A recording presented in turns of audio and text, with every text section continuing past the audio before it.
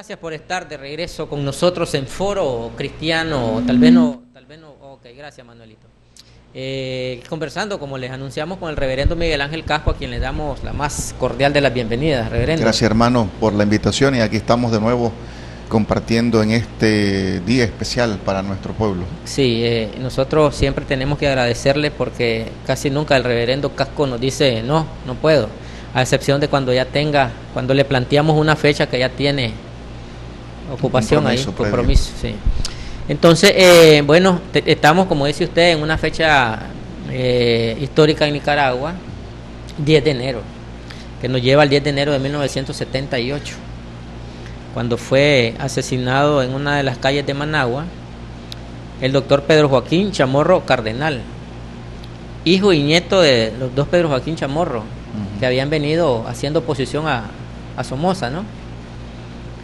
Y que se venía delegando o legando ¿cómo sería ahí? La estafeta o la antorcha de la lucha por parte de la familia Chamorro con el periódico La Prensa frente a la dictadura de Somoza.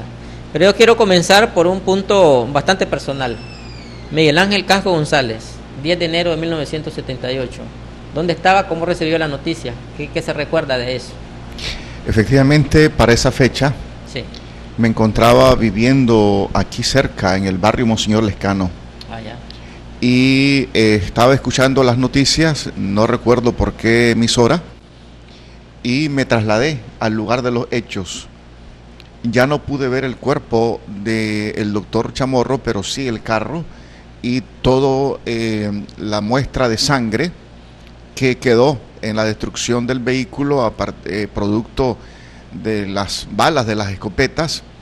Y ya para ese momento la policía estaba tomando control del área, pero todavía la población tuvo acceso, así que yo pude apreciar minutos después la escena donde hoy está un monumento dedicado al héroe, en este caso Pedro Joaquín Chamorro, y fue un detonante nacional, y yo creo que esa fue de alguna manera la mecha que encendió con mayor fuerza la lucha que el pueblo estaba librando, teniendo en ese momento al Frente Sandinista como un brazo militar, una guerrilla en ese momento, y el pueblo tomó un impulso porque para nadie era un secreto que Somoza había enviado a asesinar a Pedro Joaquín Chamorro, y eso encendió los ánimos. Hay otro episodio ligado a la muerte del doctor Chamorro, sí, que fue el día del entierro, que no recuerdo exactamente si fue el 11 o el 12. No, fue como 4 días después. Creo que sí. Yo venía con el pueblo para el entierro, sí, y llegando por Montoya, la guardia se dio cuenta que ahí, en esa manifestación, venía Carlos Mejía Godoy. Y entonces lo querían capturar a Carlos, y Carlos tomó la calle que va de Montoya hacia el lago. Correcto. Y un grupo de personas que lo conocían personalmente lo introdujeron a un restaurante chino que había de Montoya a una cuadra al lago.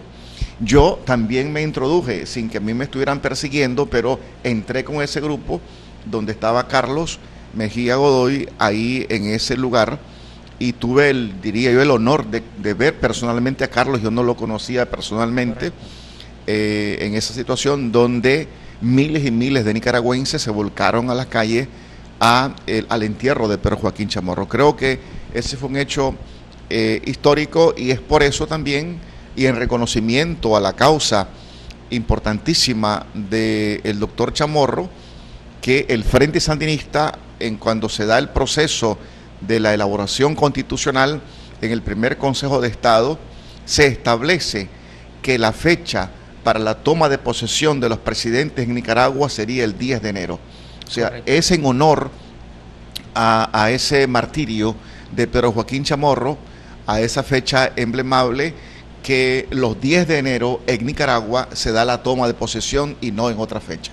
Ok, volviendo al caso del crimen, ahí tenemos la imagen esa es la foto emblemática, con esa foto le hicieron la estatua que está hoy frente a la Asamblea Nacional, que es el punto donde prácticamente quedó el carro estrellado en un poste de luz, que dice la crónica que dos llantas del carro quedaron sobre la acera y 2 llantas del carro quedaron sobre la calle, o sea que él perdió control, evidente, pues estaba muerto y el carro siguió solo. Y dice que estrelló en un poste, la parte frontal del carro quedó estrellada, desbaratada, 2 llantas sobre la cuneta y 2 llantas en la calle. Y el cuerpo adentro, evidentemente, ya cubierto de plomo, pues, de hoyo, de bala. Pero el crimen, Somoza lo niega, siempre lo negaron, y se lo achacó al dueño de Plasmaféresis, al que también Pedro Joaquín Chamorro le venía haciendo señalamientos fuertes por el tráfico de plasma, de sangre, que incluso ahí iban a recoger, dicen, borrachitos de la calle para sacarles la sangre y se la compraban por 5 pesos, por un trago de guaro, pues. Y entonces Pedro Joaquín Chamorro venía haciendo en sus editoriales estos señalamientos, tanto lo político contra Somoza, como esto social contra esta gente de Plasmaféresis, que recuerdo un cubano, no recuerdo el nombre. Pero a donde quiero llegar es, Somoza tuvo que ver directamente en el asesinato de Pedro Joaquín Chamorro, la historia que ha dicho, porque los asesinos fueron condenados y purgaron pena, ¿no? El último que salió fue Silvio Peña, y los otros fueron perdonados por doña Violeta. Pero, ¿quién dio esa orden? ¿Qué se sabe hasta hoy? Mira, yo creo que si nos aferramos a lo que es la lógica militar de aquel momento, Somoza tenía control de muchos sectores y de muchas personas, y por supuesto del ejército que él controlaba, y un acto como ese no lo iba a planificar un empresario X, en este caso el dueño de Plasmaféresis que se menciona. Creo que más bien son cortinas de humo que se levantaron para evitar que alguien creyera que fuera Somoza. Pero todo indica, y los testimonios históricos de lo que se ha logrado recabar, es que efectivamente la orden intelectual fue hecha por Somoza. Otros dicen que fue el Chigüín el que ordenó, ¿verdad? Esa orden, lo mismo, ¿no? El hijo de Somoza. Pero sea el padre, el hijo o el nieto, quien haya sido, yo creo que la orden vino directamente porque Somoza se miraba de alguna manera, valga la expresión, acorralado por los editoriales de la prensa. Para ellos, para Somoza, eso eran, como decía alguien, dardos al centro en esa ocasión, y él pensó de que esa acción, pues, él iba a contrarrestar el avance del Frente Sandinista, y más bien lo que provocó fue levantar los ánimos. Entonces yo creo que se diga lo que se diga, el actor intelectual yo creo que fue siempre Somoza padre o hijo. En todo caso, Somoza quiso utilizar entonces el enfoque o el interés que tenía Pedro Joaquín Chamorro en denunciar lo de Plasmaféresis para tapar su delito. Es lógico, ya que mencionas este caso de Plasmaféresis, las nuevas generaciones, Santiago, no saben que en el tiempo de Somoza, aquí la gente para poder sobrevivir vendía la sangre. Sí. Y esto es bueno recordarlo. En esa época, los miles de nicaragüenses que no tenían empleos y que pasaban miseria, la gente que quería mantener un vicio, en este caso los borrachos, y otros, las mujeres vendían su sangre sí, para continuar con el vicio o para comer, y no sé en cuánto lo vendían, pero había gente que moría después de vender medio litro de sangre o 1 litro de sangre. Era terrible. Ahora la sangre no se vende, se dona para la Cruz Roja. Voluntario. No es un negocio, pero había aquí una empresa que comercializaba con la sangre. Correcto, gracias a Dios eso terminó, Miguel Ángel, y estamos viviendo nuevos tiempos. El asesinato de Pedro Joaquín Chamorro, estábamos mencionando, quiero retomarlo, dio pauta para que el pueblo tomara una decisión definitiva, de apoyar al Frente Sandinista de Liberación Nacional. Fue el detonante. Tuvo que ver ese martirio para que el pueblo se decidiera a empuñar armas. Sí, no, yo creo que fue un proceso en el cual se dieron hechos militares como la toma del Palacio, sí, que fue un detonante que conmovió los cimientos de la dictadura, el asesinato de Pedro Joaquín, que fue un hecho que tuvo una gran trascendencia política nacional e internacionalmente, y luego todo el respaldo que el Frente Sandinista tuvo nacional e internacionalmente, hechos como el haberle quitado el respaldo a Somoza por parte del presidente Jimmy Carter. Correcto. Toda una serie de acontecimientos se dieron y por supuesto el Frente logró establecer un canal de comunicación, tender un puente, construir un eslabón estratégico entre lo que fue la parte urbana y la parte rural, estrategias y tácticas que lograron enrumbar un proceso político-militar donde la empresa privada, donde sectores religiosos se unieron a esa lucha. Por eso es que se habla de una lucha popular, una lucha del pueblo, teniendo en ese momento como una vanguardia militar al Frente Sandinista, que enfrentó y fue el que ofrendó de alguna manera su esfuerzo y su sangre para motivar al pueblo a no cruzarse de brazos, sino que salir adelante exponiendo su propia vida. Correcto. Vamos a tener que hacer una pausa, reverendo, pero cuando regresemos vamos a precisamente a que nos comente, de acuerdo a su experiencia legislativa, usted ha sido diputado, cómo son los procesos en el caso de la toma de posesión de la Asamblea Nacional y el presidente y vicepresidente de la República. Y ayer hubo un caso bastante, ¿cómo se diría?, fuera de lo normal. Hubo una apagón que le llamamos. Antes existían estos apagones por política de gobierno. Y era diario. Y entonces todo el mundo estaba ahí, pero no surtía tanto efecto negativo como hoy.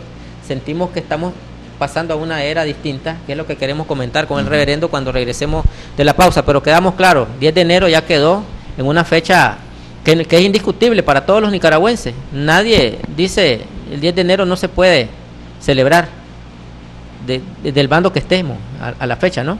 Sí, es una fecha que tiene consenso, no solamente por la memoria de Pedro Joaquín, sino también porque es la fecha en que se toma los presidentes posesión de cualquier partido que llegue a la presidencia. Entonces es una fecha, diríamos, constitucional, muy importante.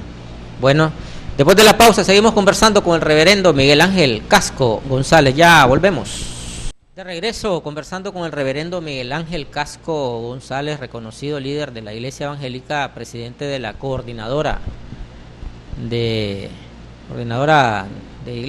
evangélica, coordinadora de Iglesia Evangélica, y bueno, también ha sido militante político, ha sido diputado. Conversábamos sobre esta fecha histórica, el 10 de enero, donde se toma posesión después de que se estableció para la toma de posesión de los poderes del Estado, el poder ejecutivo, porque el legislativo siempre es el 9. Sí. Bueno, pero vamos a pasar a otro punto. Ayer se eligió la Junta Directiva de la Asamblea Nacional y precisamente se eligió sin energía eléctrica. Estaban con calor adentro, pero se dio el acto, pues. Entonces, antes de caer a este punto, porque fue electo el diputado Gustavo Porras, que viene en representación de la clase trabajadora, ¿no? Ayer hubo un apagón nacional y fue en Honduras, Honduras, Nicaragua y Costa Rica, según tengo entendido, a las 9:30 de la mañana. Y se vino restableciendo ya después de mediodía, tipo 2, 3. Pero lo que yo quiero resaltar aquí es, bueno, han habido apagones, siempre teníamos apagones y esta vez yo no lo sentí, esta vez lo sentí mucho más que otros apagones. Esta vez sentí de que estamos dependiendo de la tecnología. Antes yo recuerdo, reverendo, que se iba la luz y donde yo trabajaba abríamos las ventanas y entraba la claridad y seguíamos trabajando en las máquinas mecánicas o eran manuales, o el recibo que se iba a atender a una persona que venía a pagar se hacía a mano. Ayer estaba todo paralizado, no había luz, no había energía y había que esperar que viniera, todo se paralizó. Las comunicaciones por teléfono, porque ya la línea convencional estaba menos usada, ahora todo es celular, y estaba caído, también estuvo un tiempo caído. Parece que las plantas también no le dieron el suficiente tiempo para que se restituyera la energía de cable y tuvo un tiempo fuera del aire. El internet igual. No sé cómo ve usted la situación, pero creo yo que estamos superando una etapa de mecánica, de eléctrica mecánica a eléctrica tecnológica. ¿Cómo sintió ayer ese apagón? ¿Cómo le afectó a usted?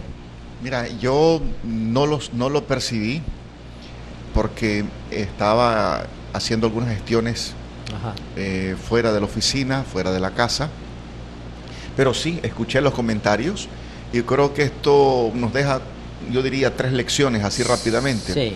En primer lugar, la gente se sorprendió, la mayoría de la gente se sorprendió que se diera ese apagón, Sí. porque no se ve normal que en este periodo de gobierno se dé un apagón de esa naturaleza. En los otros gobiernos sí era normal.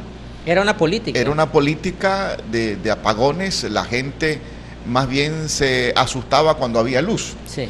Entonces ahora, como hay una constante suministro eléctrico, no ha habido interrupción. No ha habido interrupción, hay una sorpresa. Bueno, ¿qué está pasando?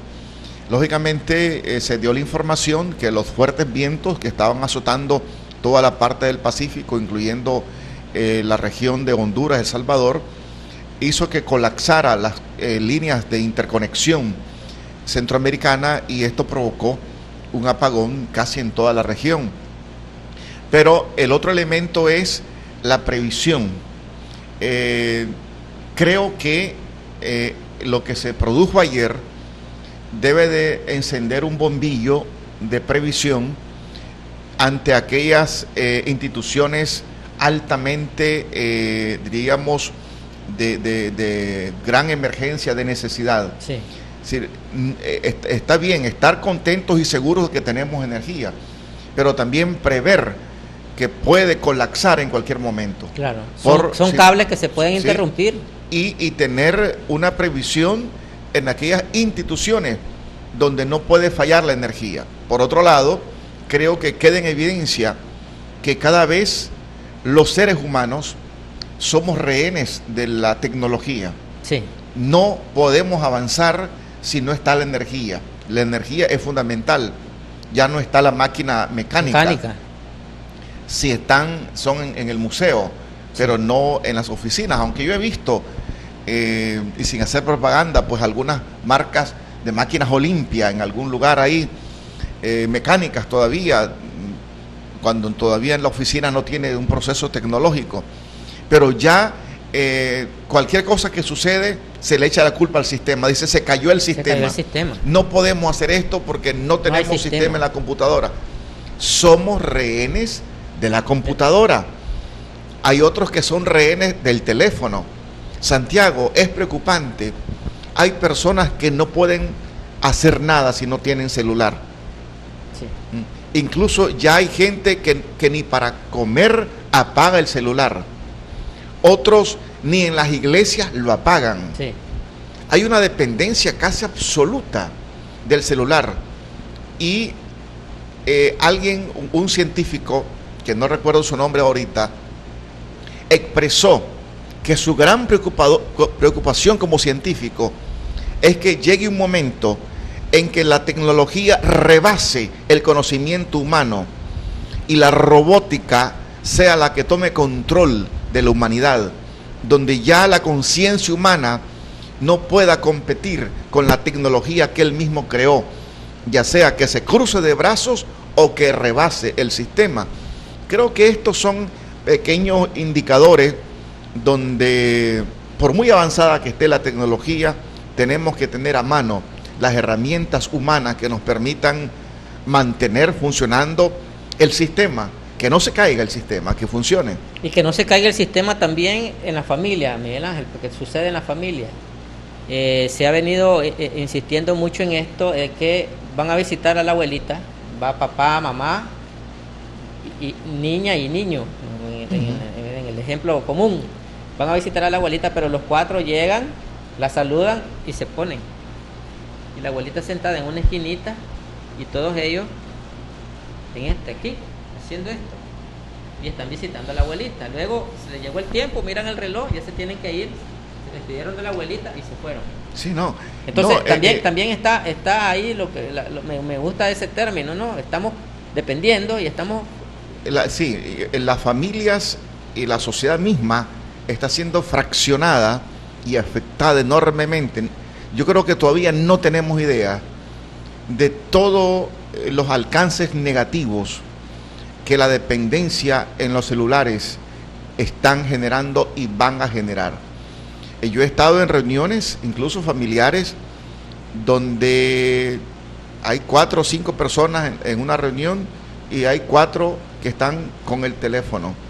Entonces, en mi caso, yo he puesto como regla en mi casa que a la hora de almorzar, sí, a la hora de comer, apaguen los teléfonos. Y si voy a tener una reunión, apaguen los teléfonos. Y lo hago con mis hijos. Y están ahí a veces en reuniones y están más dependiendo del teléfono. Creo que eso es gravísimo, gravísimo. Es decir, y si ya no hay el teléfono, como que te quedas manco, que no puedes trabajar. Yo creo que hay que analizar y profundizar en este tema, porque yo creo que se están produciendo grandes cambios muy negativos. Se está convirtiendo en un problema de salud pública. Sí, ya es un problema de salud pública, no solamente por el daño que genera a la audición, sino también a la misma vista. Sí, y a la comunicación social. Sí. Y precisamente decíamos, ayer la Asamblea Nacional tomó posesión, la nueva Junta Directiva con el nuevo, ¿cómo le llaman? Nuevo Parlamento. Sería un nuevo periodo parlamentario. Un nuevo periodo parlamentario con nuevos diputados, aunque la mayoría repiten. A oscuras, sin luz, sin aire acondicionado, estaban con calor los diputados, pero hicieron el acto, pues. Y eligieron al diputado Gustavo Porras. Ahí quiero que nos haga usted una ¿cómo sería ahí? Una observación o una reseña de Gustavo Porras. ¿Y por qué Gustavo Porras le toca ahora ser presidente? ¿Por qué cree usted que lo eligen a él? Mira, en el Frente Sandinista existe una dinámica de mucha disciplina parlamentaria. Es decir, me imagino que primero la bancada del Frente Sandinista se reúne, sí, y discuten las distintas opciones. Posiblemente al interior de la bancada habían otros candidatos, sí, hombres y mujeres, porque hay libertad de proponer candidatos. Seguramente se dio una discusión sobre las distintas opciones en ese momento, porque, es decir, reponer al compañero y hermano René Núñez es imposible. Es decir, hay personas como René que no se pueden sustituir. Ninguno de los actuales diputados puede sustituir a René en ese sentido. Sí, su personalidad, sí, su estatura, su temple, su sabiduría, tantas cosas más, su carácter. Pero yo creo de que la transición ante la ausencia de René fue un tema que creo yo se analizó a fondo, y la nueva composición política en la Asamblea Nacional, donde habrán 3 bancadas, lógicamente, la bancada del Frente Sandinista, la bancada del PLC y una bancada que no recuerdo su nombre. Se llama bancada ALN-PLI. ALN-PLI. Entonces yo creo de que una vez que se discutieron las distintas opciones, se llegó a un consenso. Sí. Y el compañero Gustavo Porras, además de ser un profesional de la salud, sí, es un hombre experimentado en asuntos del sindicalismo, sí, de organización. Ha estado muy coherente con la posición del Frente Sandinista, del gobierno. Lógicamente él no se ha proyectado como un orador o como alguien que está ahí estableciendo consensos, porque ha jugado otro rol. En luchas. Ha jugado otro rol. Algunos lo proyectan gremiales, como el dirigente gremial fuerte.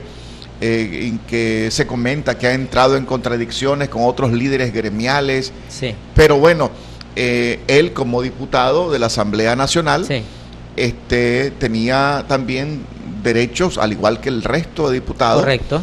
Y una vez que el Frente lo propone como candidato a ser el presidente, y no haber, me imagino, en el plenario otros candidatos, porque esa es la dinámica. Cada bancada presenta a sus candidatos, pero como se trabaja también a base de consenso y negociaciones, la negociación van cediendo. De previo se sabe quién sería el candidato a la presidencia, a la vicepresidencia, donde estén presentes también todas las fuerzas políticas. Yo creo que la junta directiva quedó equilibrada con la presencia de todas las bancadas que están actualmente en la Asamblea Nacional. Y teníamos tiempo de no ver un consenso de esta naturaleza, pues, que todos conformes.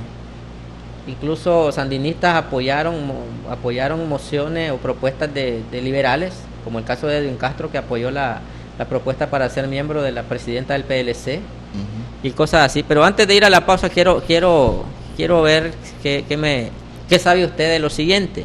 Se dice que hay tendencias dentro del Frente Sandinista y que había una tendencia que quería que fuera presidente de la Asamblea el general Jales Leven, que es una tendencia que está compuesta por guerrilleros y excomandantes guerrilleros y toda la cosa. Y otra que llevaba a la parte de Gustavo Porras, que parece que la maneja o la coordina a la compañera Rosario Murillo. Existen estas tendencias y se dan estos movimientos así, que para mí son sanos, pues, y en la lógica que usted lo explicaba. Pero existen estas tendencias dentro del Frente Sandinista. Mira, yo creo que las tendencias históricas que se unieron en determinado momento para derrocar a Somoza, las personas, o hay personas de esas tendencias que todavía existen dentro del Frente Sandinista. Correcto.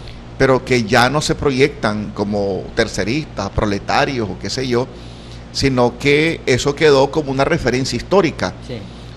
Que creo yo que eso de tendencia ha sido superado. El Frente Sandinista, incluso a partir de la separación de un grupo que luego conformó el MRS, logró consolidarse más dentro de sus estructuras. Y creo yo que eso pueden ser más que todo líneas de especulaciones, de decir, bueno, que por qué no ganó por qué no ganó el otro. Yo creo que hay un proceso de discusión, de análisis, de propuestas en la bancada del Frente Sandinista, hasta donde yo sé, hay un proceso democrático donde se escucha, se discute, pero hay una normativa. Una vez que se toma una decisión, aunque yo no esté de acuerdo con esa decisión, yo debo de respetarla. Pero antes que se tome una decisión, yo debo de defender mi posición. Correcto. Yo debo de argumentar por qué creo esto. Y se escucha, se debate. O sea, en el frente hay debate.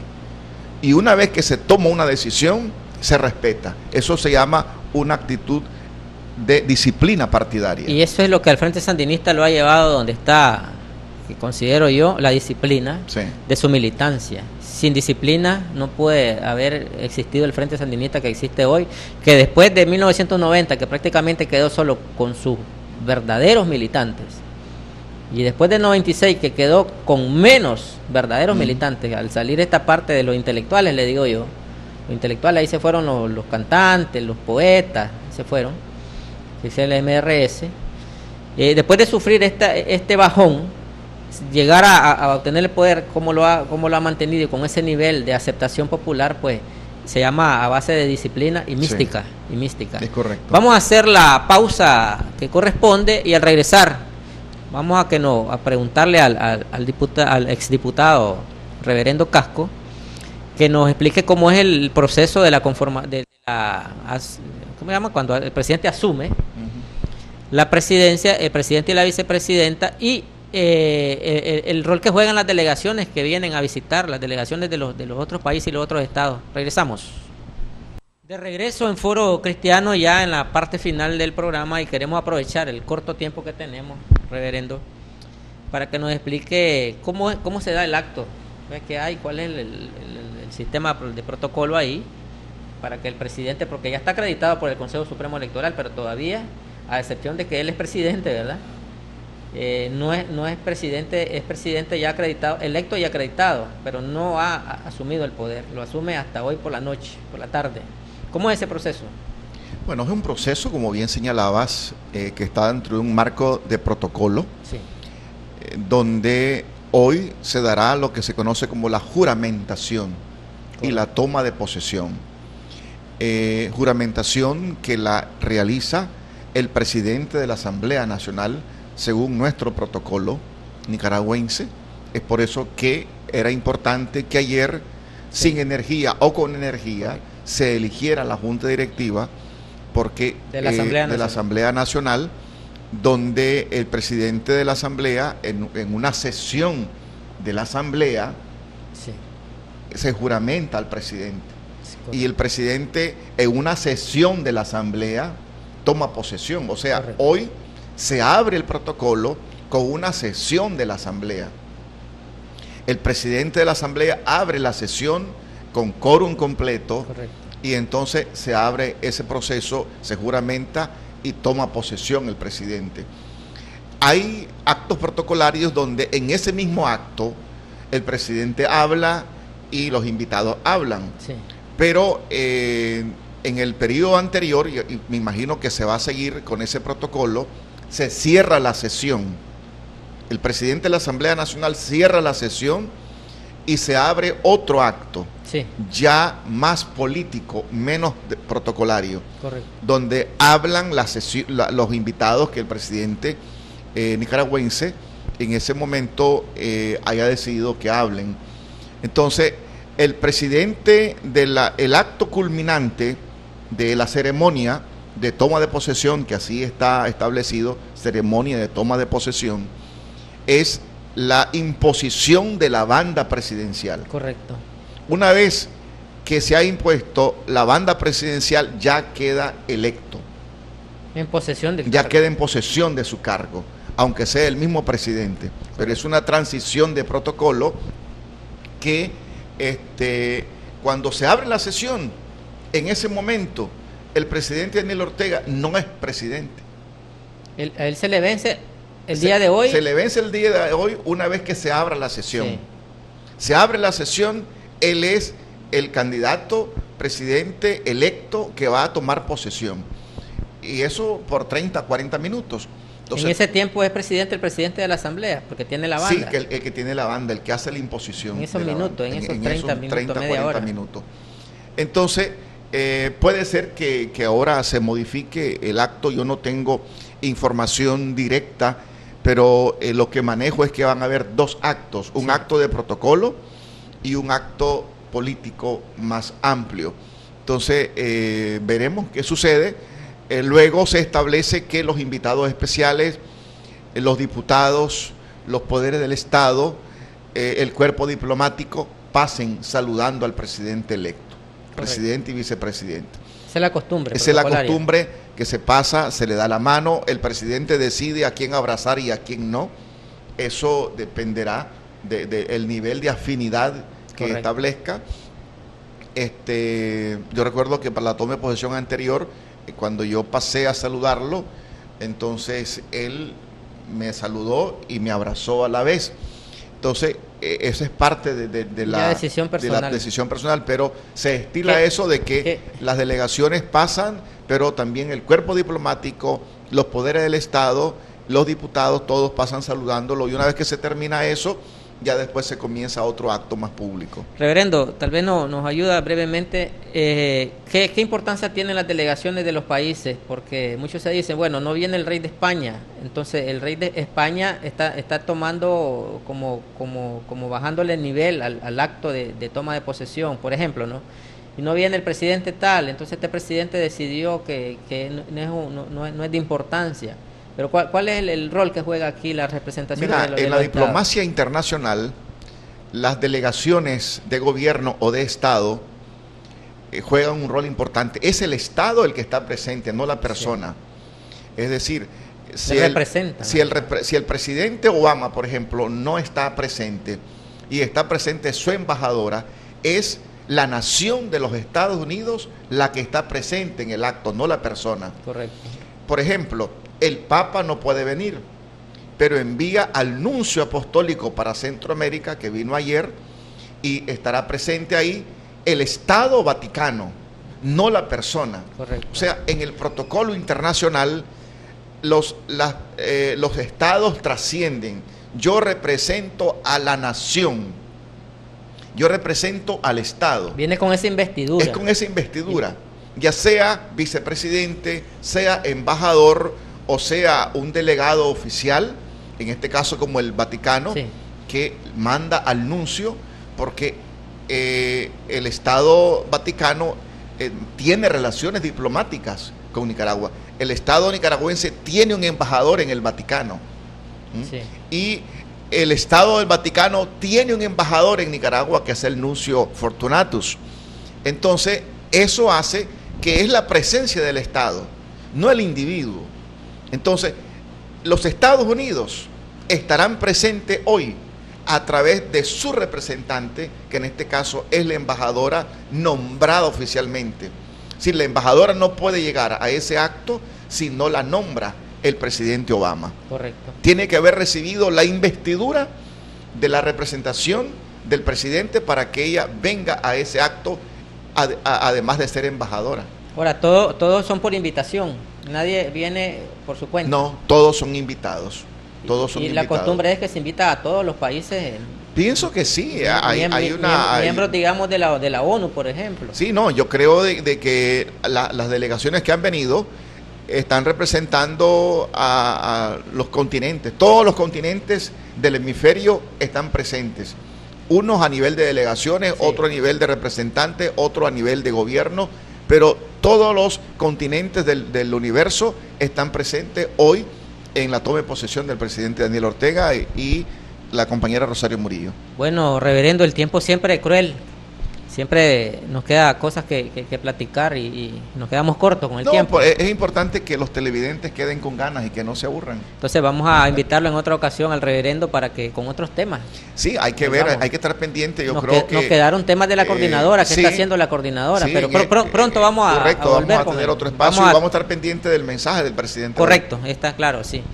A ustedes, al reverendo, pues evidentemente agradecerle la invitación, como siempre, a ustedes también la invitación y recordándoles, el próximo día, a las 7 en punto es la cita en Foro Cristiano. Ahí nos vemos.